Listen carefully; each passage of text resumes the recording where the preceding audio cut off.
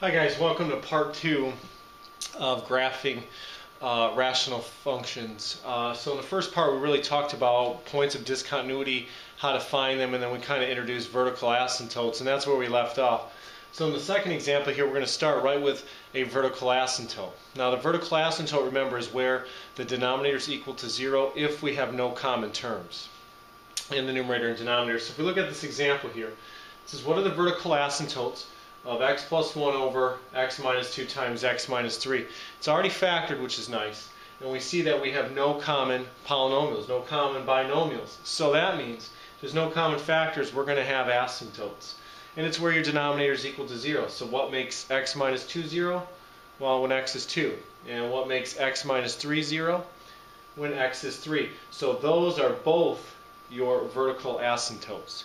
So the key is to make sure you factor your polynomial first and then determine if there's anything common. If there is, you take that out, because if there's something common, remember we have removable discontinuity, we have a gap, not an asymptote, if something's removable.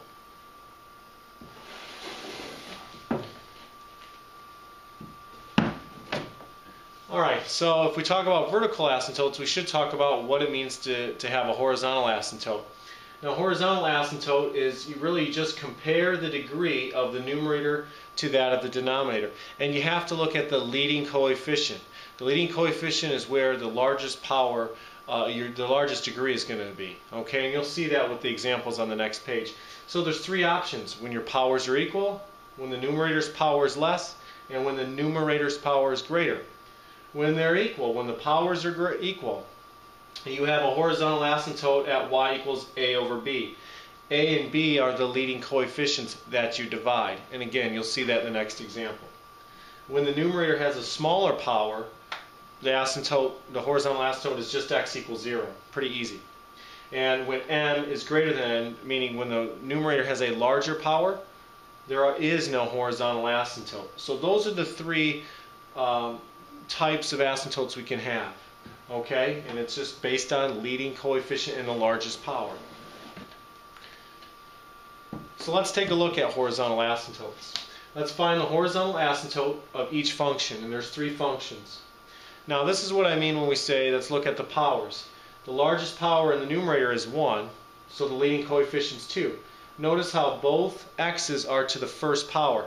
The powers are equal. M equals n. If that's the case, you divide your leading coefficients. 2 divided by 1 gives me 2. So the horizontal asymptote is y equals 2. In part B, we have x minus 2 over x squared minus 2x minus 3. You have to look to the leading coefficient. So in the denominator, the leading coefficient is 1 because the power is 2. Okay? The leading coefficient is going to be attached to that highest power of your polynomial. So we have a 1 here and a 1 here. Notice how the power in the numerator is 1, the power in the denominator is 2, so m is less than n. The power in the numerator is less than the power of the denominator. So the horizontal asymptote is y equals 0. Now, in the last example, we have a power in the numerator that's greater than the denominator, so automatically there's none.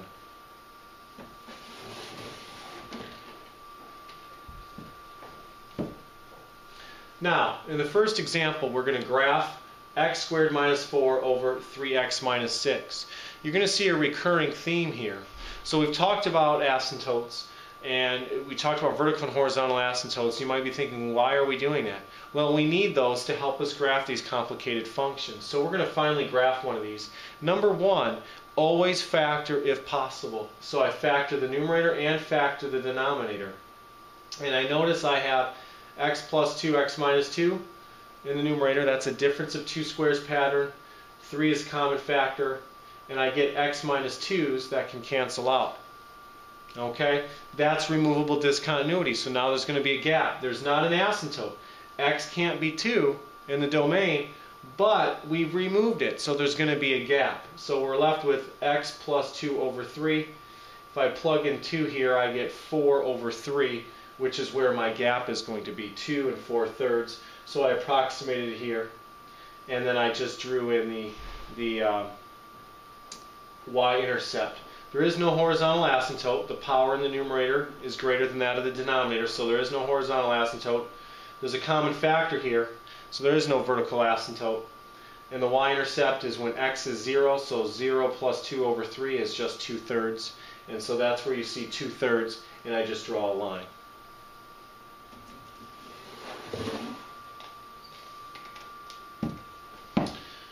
Now, in this next example, again, we're plotting another function, and this one you can see is a lot more complicated, but the 5 steps are remaining the same. We're going to be looking for factor to factor, vertical asymptotes, horizontal asymptotes, x-intercepts, and y-intercepts. Okay, so first thing we do is factor the numerator. It's a quadratic, so we factor if we can. There's another difference, a 2 squares pattern. So here are my factors. Now, I don't see any common factors, so that means I'm going to have vertical asymptotes, so I start there. -2 and +2 make the denominator 0. So those are my vertical asymptotes, and you can see them right here. X is 2, x is -2. So, next I'm going to look for the horizontal asymptote.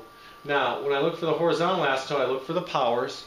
The powers, you can see, are both quadratic. They're equal. M equals N. So divide the leading coefficients. 1 divided by 1 is 1, and you can see my horizontal asymptote. So when you start to graph these functions, find the asymptotes first and plot them. The x-intercepts now are a great point to have, and that's when your y value is 0. Okay? Now with rational functions, y is going to be 0 if the numerator is 0. So if we look at the numerator, 4 and -3 make the numerator 0 if you use either one of those. So that's where your x-intercepts are going to be. When y is 0, that only happens in these rational functions when you look at the numerator. If you can make the numerator equal to 0, that's an x-intercept. So I have 4 and -3, and so I plot 4, 0 and -3, 0. Lastly, I have my y-intercept, and that's when x is 0, and I just go back through and put 0, 0, 0, 0, and you actually get 3. Okay, so we're back, and we're looking at the y-intercept, and we plug in 0, we get 3 for the y-intercept, so I can plot that as well. Now you can put other points here, but I have the 2 x-intercepts and the y-intercept, so I just follow my asymptotes when I graph that function.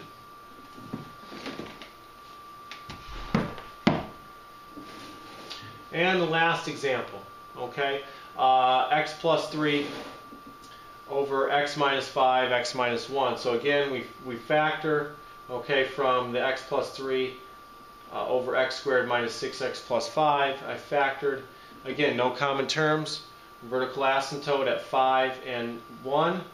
So at 1 and at 5, those are my vertical asymptotes. The powers are smaller in the numerator, so m is less than n, so that means y equals 0 is my horizontal asymptote. So I kind of put a little red line there just to extend that out for the horizontal asymptote. So again, I draw my asymptotes first.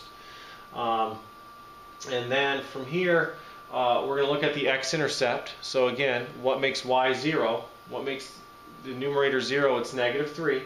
So we can go ahead and plot that point, -3, 0, which would be right here. And that's interesting because that's going to be one of those first points that are on the actual horizontal asymptote. Okay, so you can cross a horizontal asymptote. It is possible, but it's not really quite common. It's not very common. So the y-intercept on number 5, if you plug 0 in for x, you get 3/5. Okay, so there's about 0 and 3/5 here. And I picked some extra points, 6 and 3. I picked 6 to see the behavior of the graph over here. I didn't know if it was going to be below or above the horizontal asymptote, and the same thing with 3. So when I plug in 6, I get 9/5.